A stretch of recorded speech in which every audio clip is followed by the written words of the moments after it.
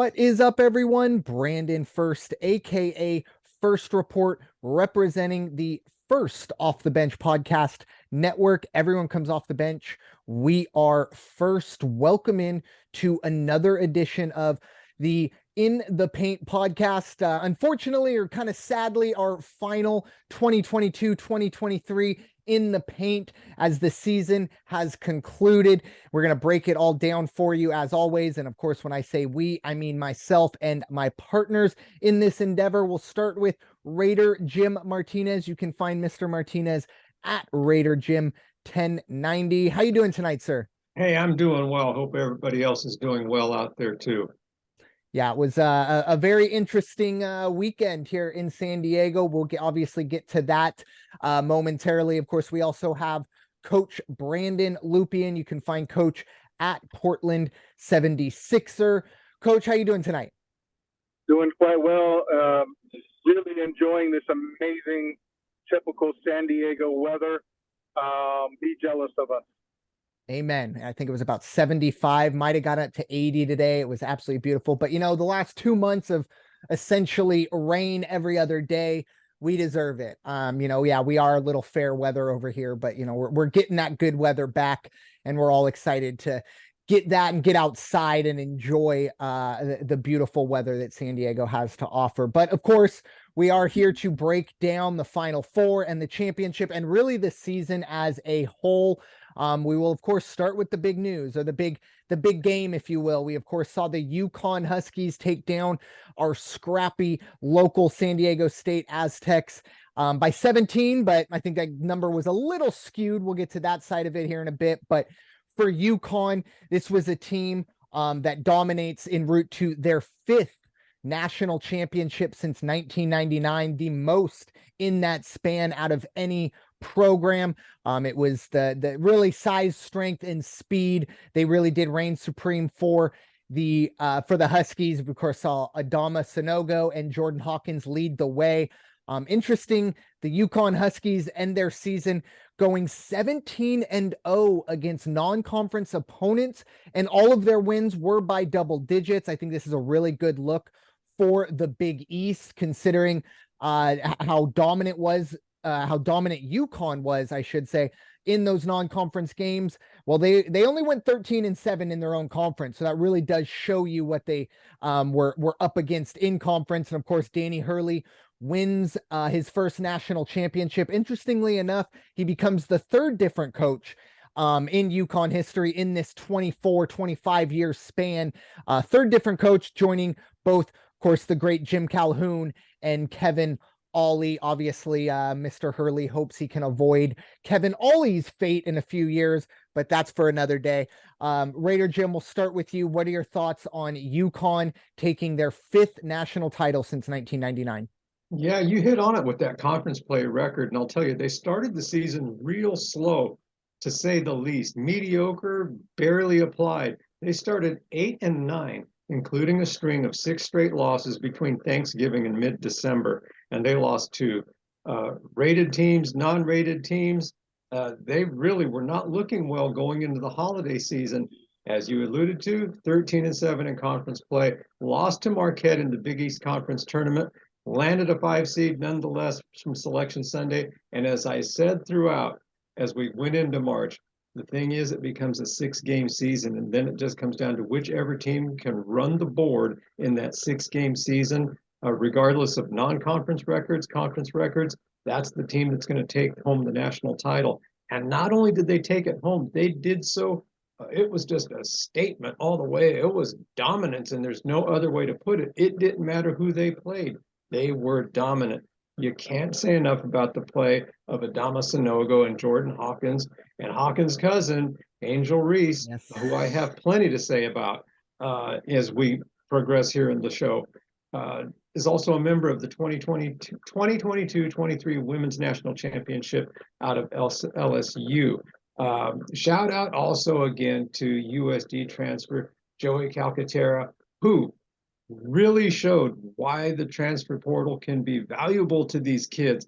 He went from being on USD, a team that was getting no respect, no ratings, and didn't deserve any of it, put his name in the transfer portal, ends up with Hurley at UConn, and now look, he's got a ring, something he would not have been able to obtain at USD. So congratulations to all those guys. Congratulations to Coach Hurley. It's one of those warming things to not only see his accomplishment, know his story, but then when you see his brother and his dad right there getting to enjoy that too. Wow, just remarkable. Let's see. The hard part is, as I'm going to say about the Aztecs, I'm going to say it about UConn because I've had to say it about Gonzaga for 20-something years now. It's not getting there, it's staying there. So let's see what happens between now and next season and next March. Yeah, UConn is kind of that team that they're either gonna win a national championship or they're gonna miss the tournament altogether. That's in the 25 years, this 25-year span. That's kind of the way they've gone. I heard someone talking about it. You know, this isn't a Kansas who's been in the tournament, the last seems like forever, or even a Michigan State. This is a team that seems like when they get there, they make the absolute most of it, and they're not terribly. I think maybe the first tournament win, they were a bit of a higher seed, but I mean, they were a 7 seed. They were this time a 4 seed. So all kinds of ways they get it done. Congratulations again to the Huskies. But Coach, what are your thoughts on UConn's dominant run to the championship? UConn, the non-labeled blue blood, but should be labeled blue blood, with their 5 national titles in that year span, kind of a whole lot overwhelming than some of those known blue bloods that have titles over, a longer length of time. So, is what it is in regards to that. I'm sure UConn just doesn't think of it any other way other than, they're national champions. So congrats to them. Yes, Adama Sanogo, just a beast, as Raider Jim alluded to. Great run, yes. Not a local kid, but has local ties with Joey Calcaterra. Showed out, played very well that game. And, let's just call Danny Hurley the unknown Hurley of the 3, where you have a legendary coaching father. You have probably the all-time greatest point guard in NCAA history in Bobby, and unfortunate auto accident ended his pro career. And then you have little Danny Hurley, who wasn't even the best player on his Seton Hall team, but played significant minutes. So a kid that grew up on the East Coast, Jersey kid, a kid that grew up playing in the Big East, and winning a national title coming out of the Big East. So I don't want to say full circle until he probably takes Seton Hall to the national championship, which I doubt will ever happen. But nonetheless, great run for him, great run for UConn. And let's not forget, what a great run for our own team, San Diego State Aztecs. Definitely. And it's a perfect segue to that. Obviously, look, you have 352 teams in Division I. Every single one, whether they admit it or not, their goal is to be playing Monday night in April. Now, let's be honest, there's maybe about 25 to 30 teams that really are able to do that. There are a lot of the smaller majors that are just going to be happy with a 1 tournament win. But for the Aztecs to be playing on Monday night in a national championship game, it's still a little bit unfathomable to me, but it is time, of course, to talk about the Aztecs and a fantastic run. That unfortunately the historic season did end in the national championship, but I think they have a lot to be proud of. Obviously, Aztecs, you look at the scoreline in that national title game, they will go down as losing by 17. But despite that scoreline, look, this was the only team all tournament that the game was somewhat in doubt with, 8 minutes to go, 6 minutes to go. The Aztecs got it to within 5, and credit UConn. I was thinking in my head, they went to break. I think Hurley had to call a timeout and they went to the commercial. And I was thinking, UConn hasn't been tested like this in 3 weeks, almost a month, because no one tested them in the tournament. How are they going to respond? Well, I got my answer. It wasn't the one I wanted as an Aztec fan, but they really did come out and fight back after that. But I do believe it's kind of ironic UConn taking down the Aztecs. I think this UConn team is the exact template of what the Aztecs want in terms of that hard-nosed defense, and they combine that size, strength, and speed to kind of go along with it. The Aztecs have the size and strength. Maybe the speed was missing a little bit. But I do have to also shout out Lamont Butler, that iconic buzzer beater against Florida Atlantic. This was a team in the Aztecs that were down 14 with 12 minutes to go in that national semifinal, I should say. And they were able to kind of, pick themselves up and end up winning that game. They ended up grinding the Owls into submission, as I like to say. But Lamont Butler, that shot will be on every highlight reel, every pump-up video for the Aztecs going forward. Fantastic job there. But Raider Jim, what are your thoughts on the Aztecs' historic run to the national championship? I heard some people say before the game, and I've heard some people say even after the game, well, the Aztecs really just got there by luck of the draw, this, that, or the other.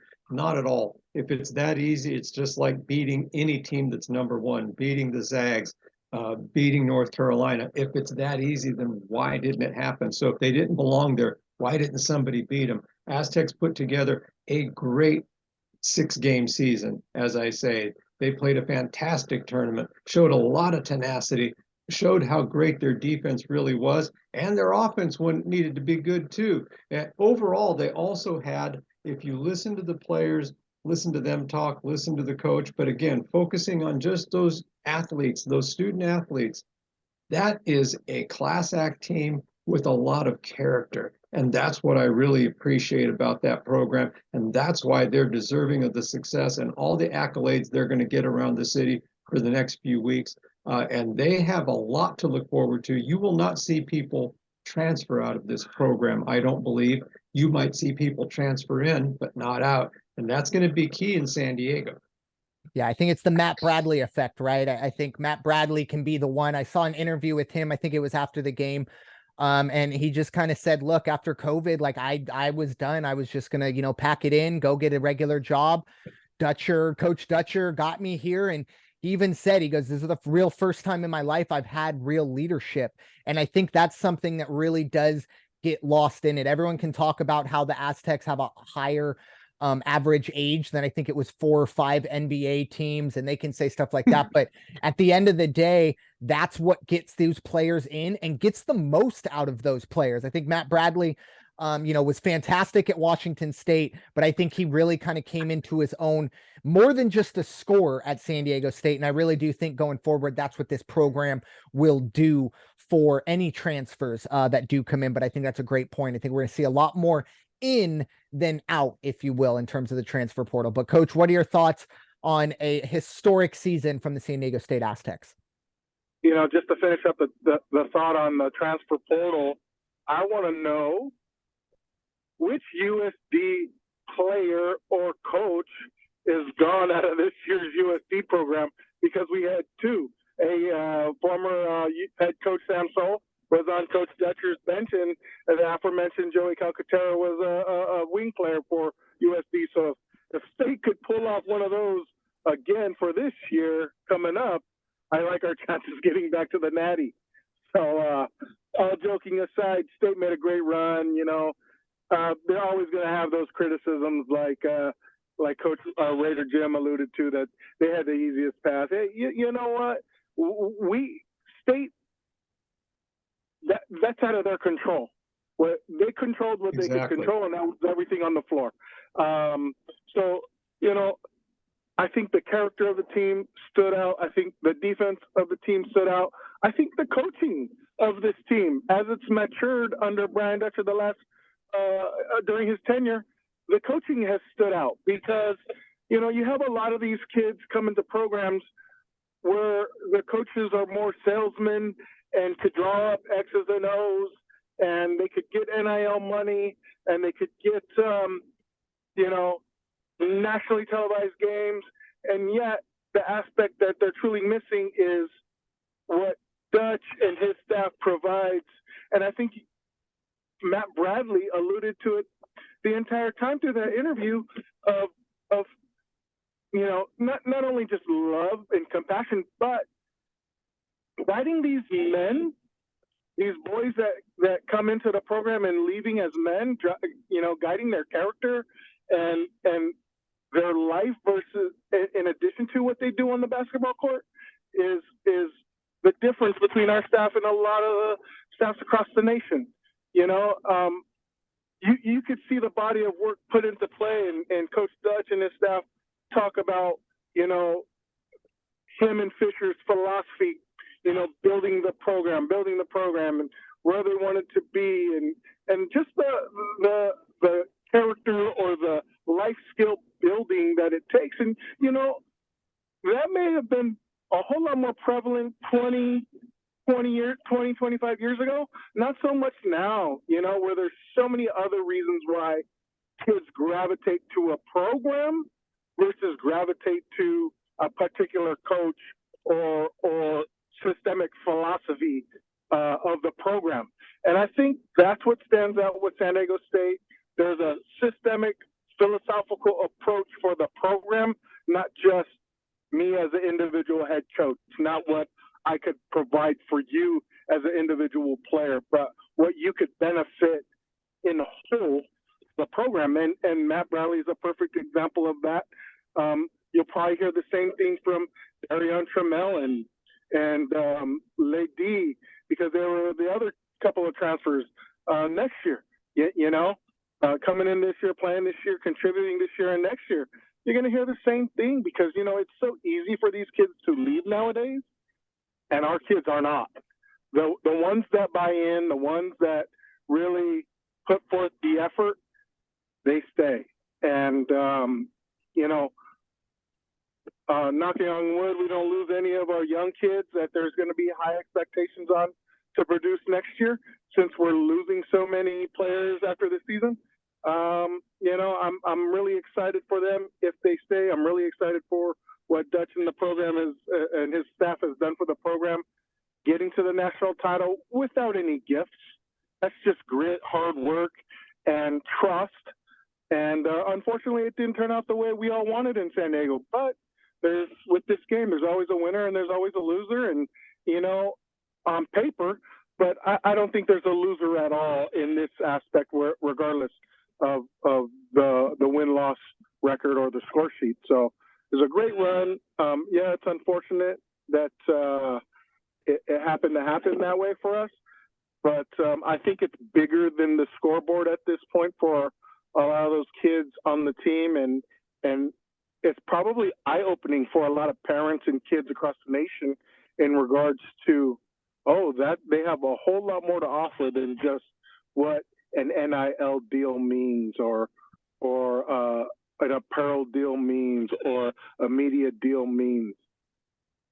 There's not a lot of molders of men across America in regards to coaching staffs, but we have a great one here in San Diego. Yeah, I agree. It was a fantastic run, and while they didn't take on the quote unquote blue bloods on the way, they did take down the #1 overall seed. They did take down the team with the most wins in Division I this year. And at the end of the day, as we said, they fell just a little bit short. I look at 17 points, but I think it's a little bit closer. Probably should have been about 10, but it did get a little away from SDSU late. But very proud of these guys in the city of San Diego. Hopefully they show out. I just heard that this Saturday here at Snapdragon Stadium, which is kind of on the grounds of the old Qualcomm Jack Murphy, they're going to be doing a nice little presentation, a nice ceremony for those kids, because they really did capture all of our imaginations. I thought one of the best things I ever saw, Coach, we talked about this before, but that Saturday, the semifinal Saturday, may go down as one of the greatest days in San Diego sports. And believe me, I know there are plenty of people rolling their eyes.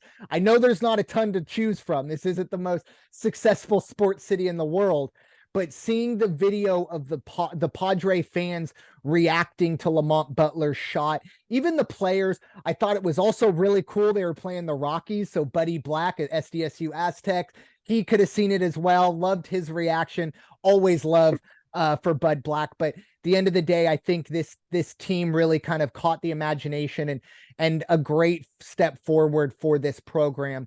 that once again, 20 years ago, this team was winning 5 games a year, and now they played for a national championship. Hats off to Steve Fisher, hats off to Brian Dutcher, and of course, hats off to every single person who is involved with this team this season.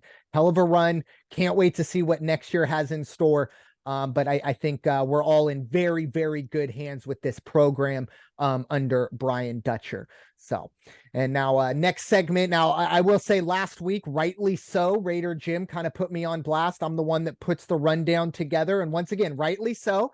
I didn't, take a chance to shout out and congrats to the women's Final Four team. But look, as my dad would say, first time you make a mistake, second time you make a choice. I'm not making that same choice, if you will, this time. So we obviously saw this past Sunday, the LSU versus Iowa Women's College Basketball Championship.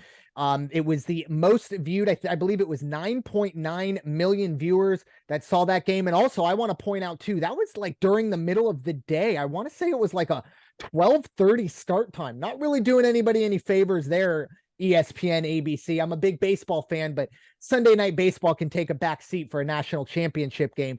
However, it was during the day, or not at the best quote unquote prime time, still drew 9.9 million viewers.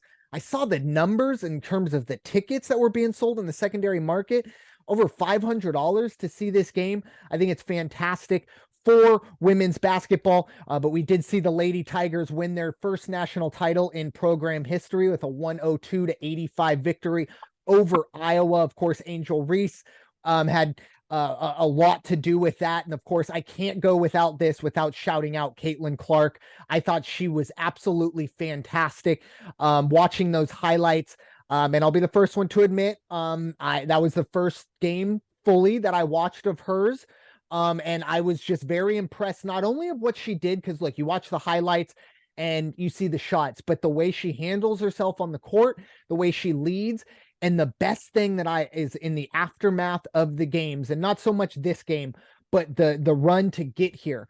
Every media person wanted her to talk about herself. She refused. She brought up every other player on that team without notes in front of her.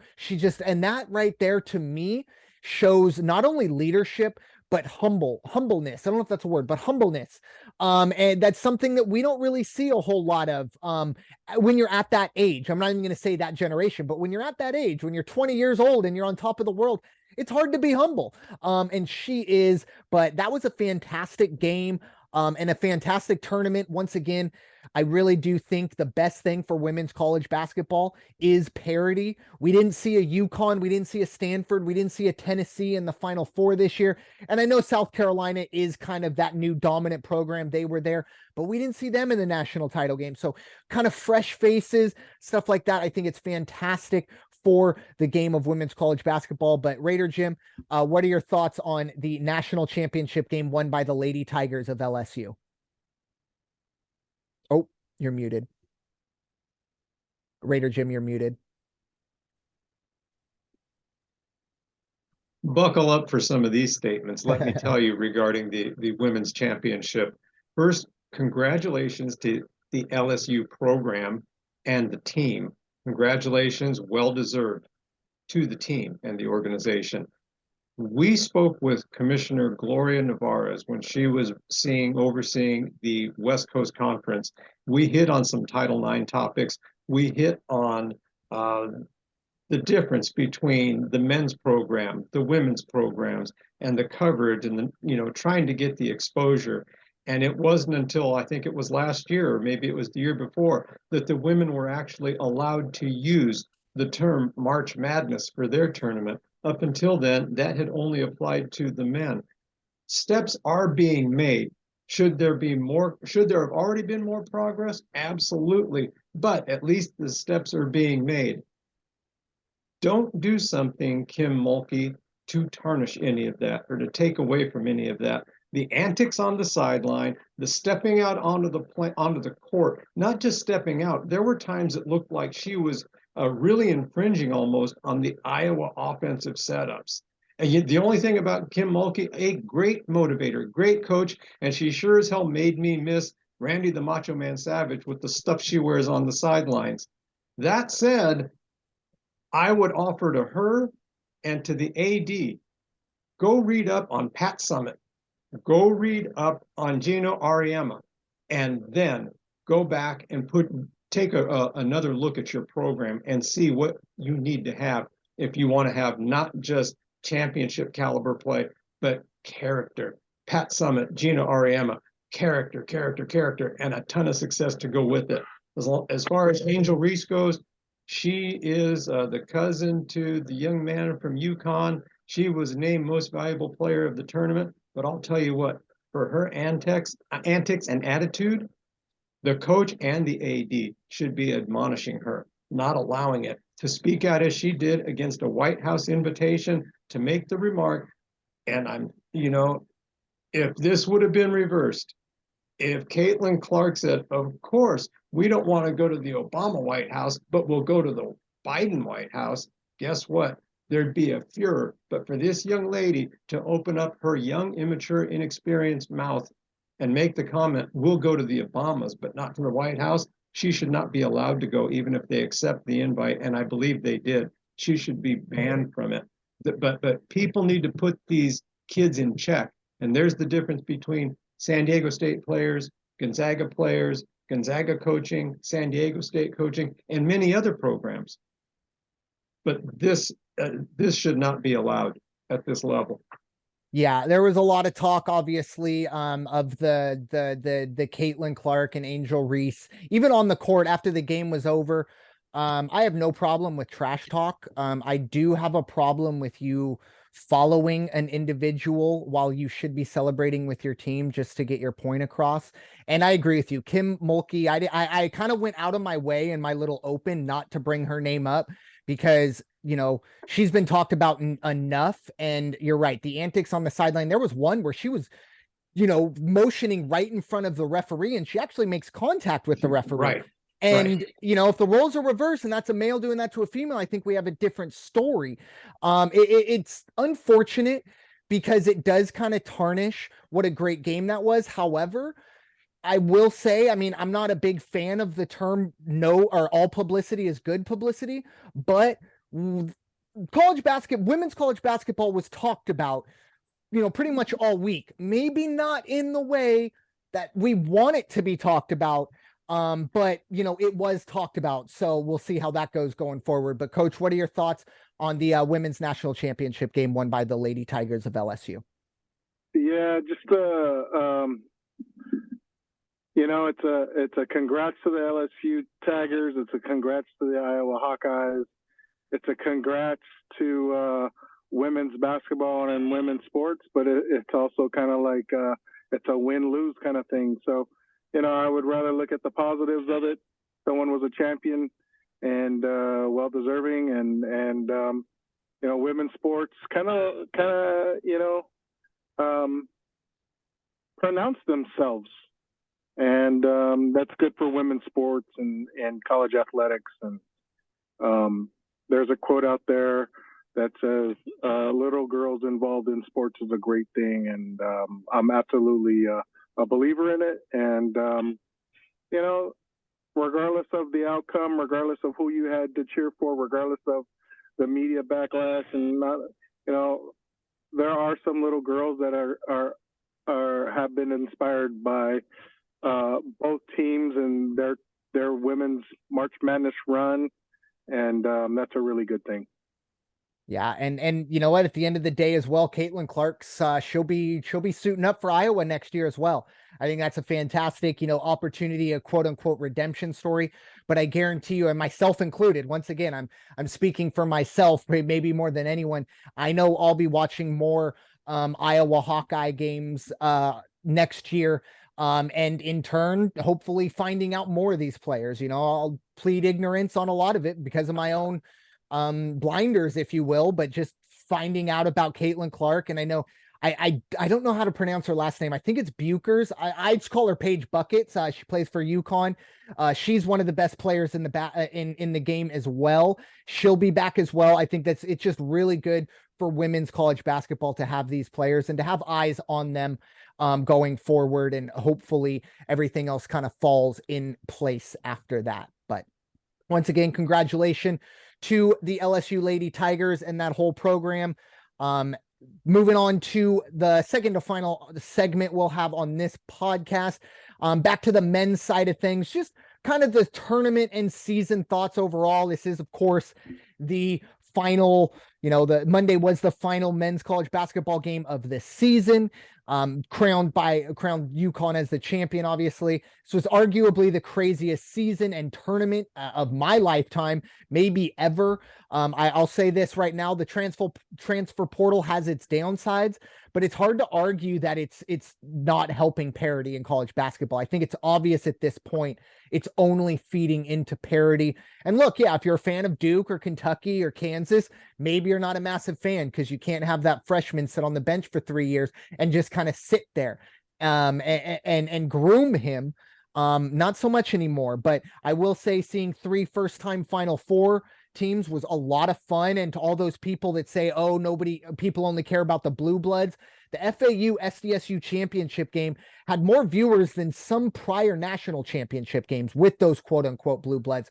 So, we saw obviously Princeton and FSU, FDU and Furman prove that, March Madness is madness. And I think it's going to be fantastic going forward overall, as hopefully the NIL and transfer portal gets tweaked a little bit, because I do think there does need to be something figured out. I don't know what it is. I've never been a big fan of complaining about something you don't have a suggestion to. So I don't know what that answer is, but I do think something needs to change on that side of it. But overall, right now, I think we're seeing just fantastic basketball overall. But Raider Jim, what are your thoughts on the season and the tournament as a whole?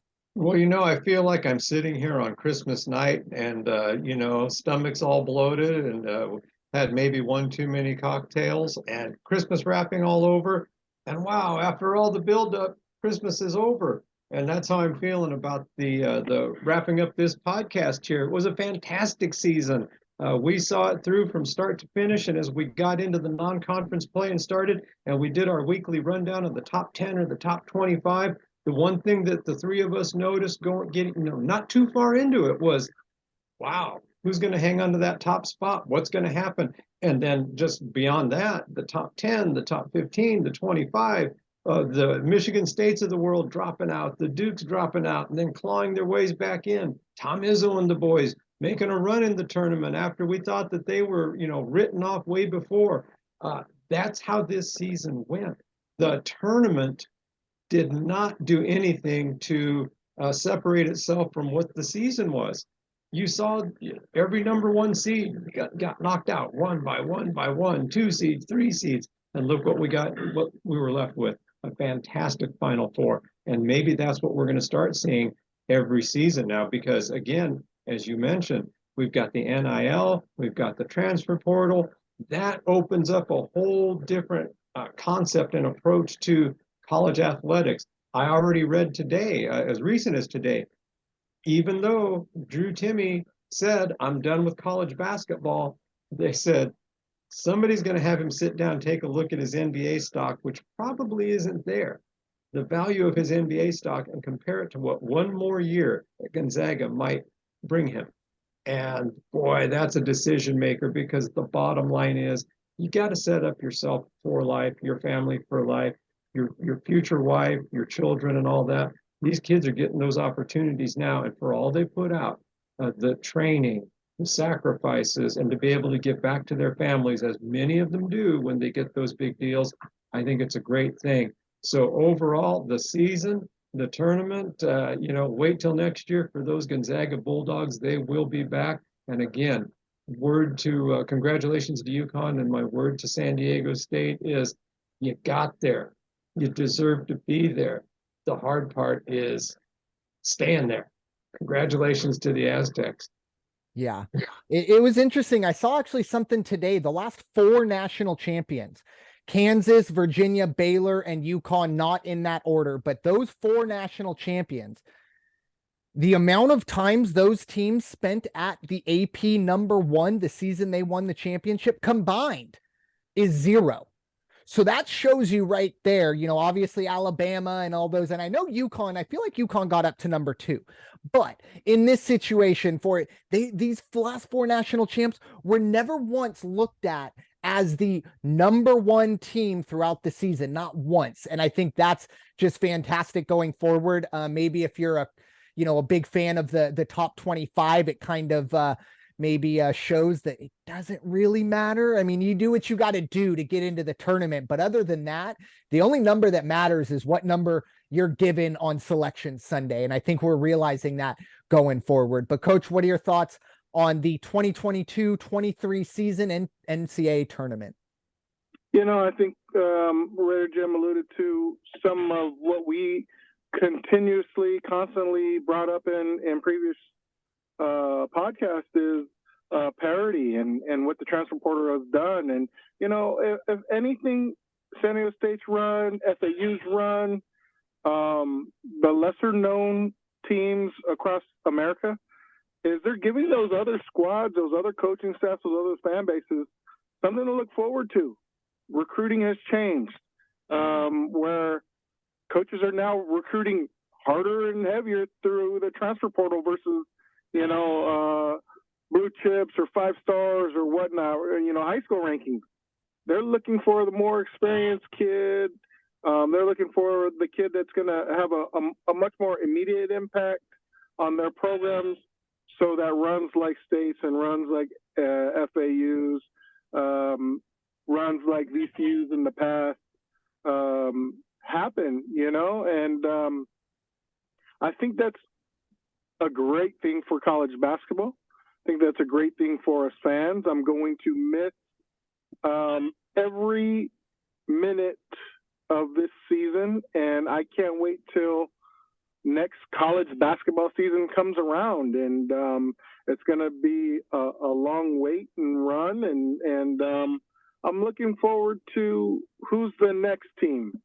There's always those way too early preseason rankings out. And who's the next team, and who's the next impact player on a program? We heard names like Sasser and the impact of Brandon Miller and the impact of transfer here, transfer there. And, now we have to look forward to 2 impact head coaching names going in back to the Big East or staying in the Big East and trying to build those programs that I myself grew up watching in St. John's and Georgetown and whatnot, to see if they could get back to a certain kind of status. So, it's a far too long time in between now and then.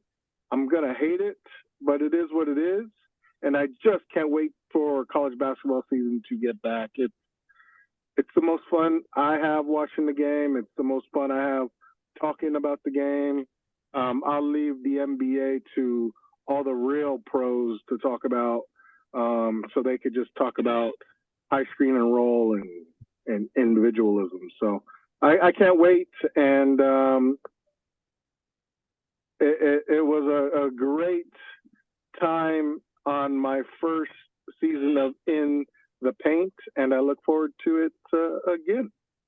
Yeah, I would say our biggest acquisition in this season's podcast for In the Paint was getting Coach on here. I think that was the best. Yeah, that transfer portal really helped the podcast. We were able to get Coach. Hopefully everyone's staying. I'll let you know. I don't know when that closes, but as of right now, we're all staying for next year. But the one thing, for the NCAA tournament, it's kind of like a mini NFL season in terms of how quickly it goes. We talk about an NFL, we're sitting down, whatever, the first weekend of September, and it's week 1, and you go, whoo, here we go. You blink and the Super Bowl's over. And that's kind of how football is. It goes by so quick. It's kind of how March Madness is. I feel like just yesterday it was 9 a.m. I was unfortunately down with COVID, but the one positive, at least I was able to watch the games. But I feel like you're hearing, that music get up, and it was Maryland and West Virginia, I believe, is that first game. And you're like, man, how great is this? You blink and boom, UConn's holding a national championship. So it goes by so quickly. And It's going to be a lot of fun next year as well, which is a perfect segue into our final segment. Just essentially what we're looking forward to next year. I'll start this one off. Myself, it's essentially kind of the whole I guess, what's the word I'm looking for? Reason we've been kind of doing this podcast or whatever, or the underlying theme of this podcast is the transfer portal. There are a lot of players in the transfer portal, a total of 908. And just going through the top 5 currently in the transfer portal, you have Hunter Dickinson, who we've talked about multiple times in this podcast. He's done Michigan. He'll be going somewhere else. Max Abmas out of ORU, one of the most feared scorers in all of basketball. He'll be gone from Oral Roberts. He's going to go somewhere else. A big program's going to want to get him in and see what he can do. You also have the big 7-footer, one of the most highly rated prospects as a high schooler, Kel Ware. I apologize if I mispronounced that. He's out of Oregon. LJ Cryer, the guard out of Baylor. Tremont Mark, who we got to know with Houston this year.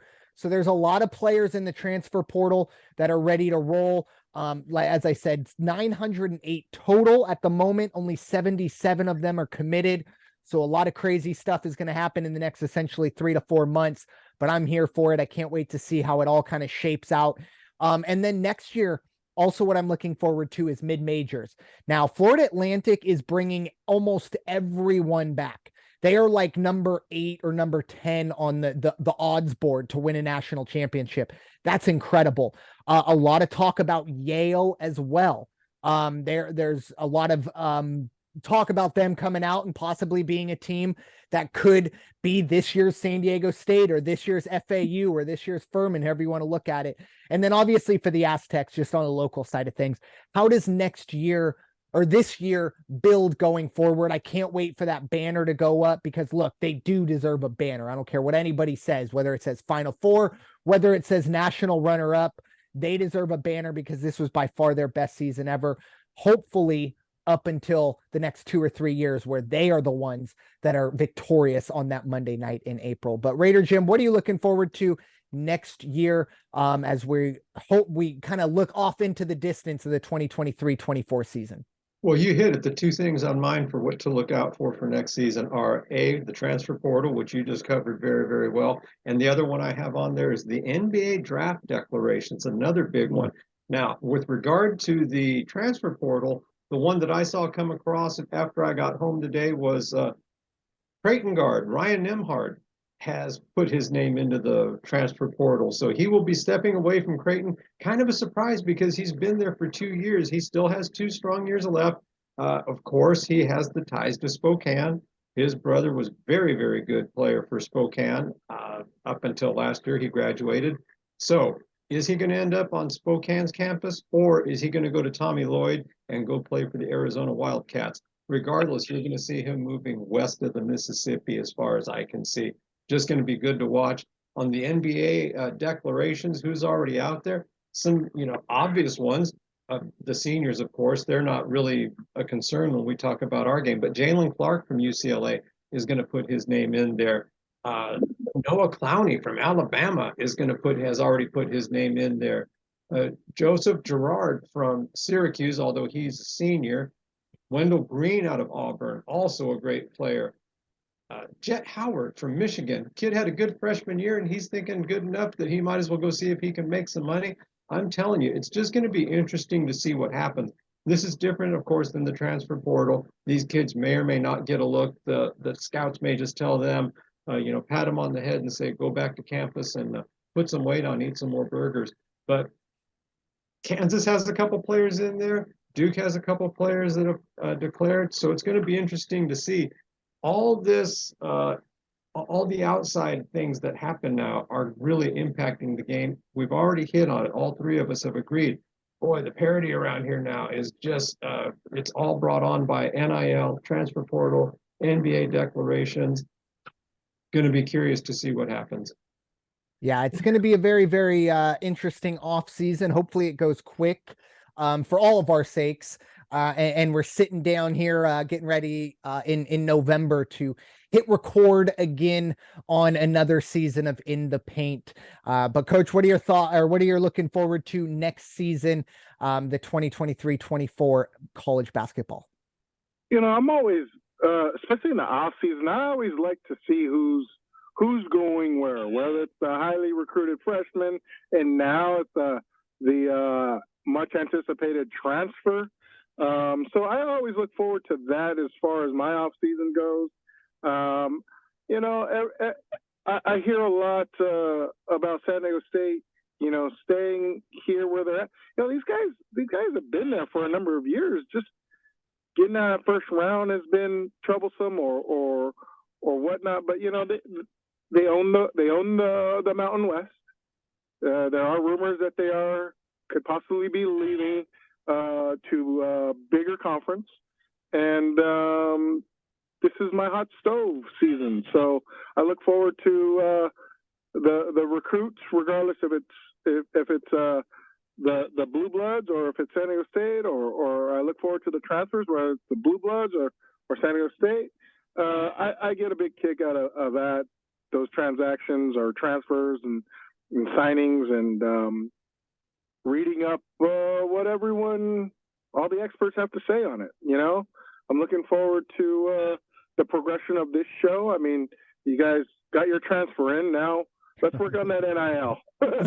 Oh, wow. There we go. There it is. Work on that NIL for each other for the show. So that's what I'm looking forward to. I love it. I would be too. NIL. Wow. Yeah, right? I like that. Yeah. NIL, Name, image, and likeness rights. I love it. That's hilarious. But yeah, it's going to be a very interesting offseason, obviously. And I've always been a big proponent of the new way of the NBA draft, where you don't have to make a 100% choice until you really do go to the combine and you talk to multiple scouts. It used to be, you put your name in, okay, you're done. And then if you don't get drafted, well, have fun in Europe.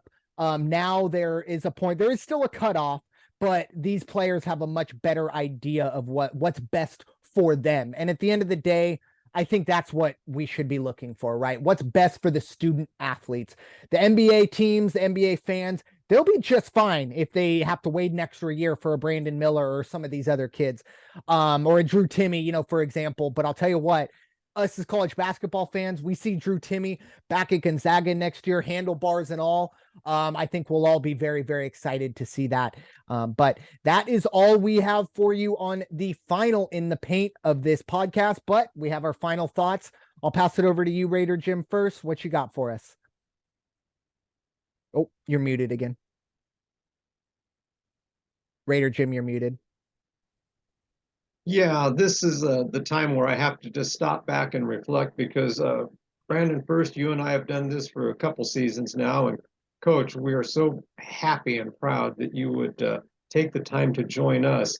But you look back and you look at how fast it went, and all I can think is you always got to be thankful for what you have today, appreciate what you had yesterday, and if you have it tomorrow, look forward to it, be thankful for it, and when you wake up and take that deep breath. To my brothers out there, Brandon first, Brandon the coach, love you guys greatly. Can't wait to do this again next year. I wholeheartedly agree. And, we're not going too far. We're just going to be kind of switching our focus next week. We'll start diving into the NFL and the NFL draft and stuff like that. But yeah, in terms of college basketball, going to take a little bit of a break, but can't wait to dive back in November. And couldn't have said it any better myself there, Raider Jim. The feeling is mutual. And I will be offering free shipping on my beer glasses. Oh, there you go. For the first 100 customers. Perfect. Yeah, we're going hard on the NILs here in the last 5 minutes of the show, folks. So I hope you're still with us. But Coach, what are your final thoughts for this episode? My sentiments exact, Raider Jim. It's just a fun time, a great season. I look forward to it next year, and we're just getting ready for that next season, and that next sport. So I look forward to that, and just a big thank you to you guys for welcoming me into this and having a great time doing it. So it really is a blessing to have you guys to do this with. Thank you. Amen. Thank you, Coach. You brought in a lot to the show. Couldn't have done it without you. Or wouldn't have been as good without you. I should shout say. out to Gray Space. Amen. That's where I'm going as well. We've seen obviously this podcast from the beginning. Not even just in the paint, but the first off the bench overall. And I think over the past, we're essentially at a month now of working with Gray Space. I think they've taken our videos and our ability to reach people to another level. Neither of us are terribly technological, but everyone there at Gray Space is very much technological. And if you want to take your podcast or your website to the next level, make sure you give them a ring. I'll have our Gray Space friends drop their link in the description of this video, so you can pop in there and go get there and see what they're doing for everyone, not just us, but you've already seen that. And also want to thank the listeners. We've seen a huge spike thanks to Gray Space in listeners and views and all that stuff. Want to make sure that we thank you all, even if you don't always agree with us, but make sure you let us know in the comments what your thoughts are on all of this. And my final thanks, it goes out to you two. It's not easy. We all have our own lives. We all have our own things going on. We're not getting paid to do this. So we really do it as a hobby. Wait, what? Sorry. Wait, what? Yeah. Whoops. Well, the season's over, so now you're not getting paid. But no, we in all seriousness, we do take time out to not only do this podcast, usually about an hour and a half, but the time to prepare and get things rolling. I truly wouldn't have chosen any better people to go through all this with. I appreciate you two. I appreciate all the listeners. I appreciate Gray Space. And I think most of all, I think we appreciate college basketball because that's what brought us all together. And this was a season for the books, especially here in San Diego, especially for the fans of chaos, if you will. That's really what this season was, a good, chaotic season. Congratulations to UConn. Congratulations to San Diego State on a fantastic season. Congratulations to all the teams that really did perform very well. Maybe weren't playing on Monday night in April, but really made their schools happy and make them feel proud. So with that, thank you all again so much for listening to this edition of the In the Paint podcast, presented by the First Off the Bench podcast network. Everyone comes off the bench. We are first. It's time for y'all to go wash your hands. And stop hating, everybody. We'll talk to you all in November, college basketball wise. Take care. Have a fantastic summer. We'll talk to you soon. Peace out.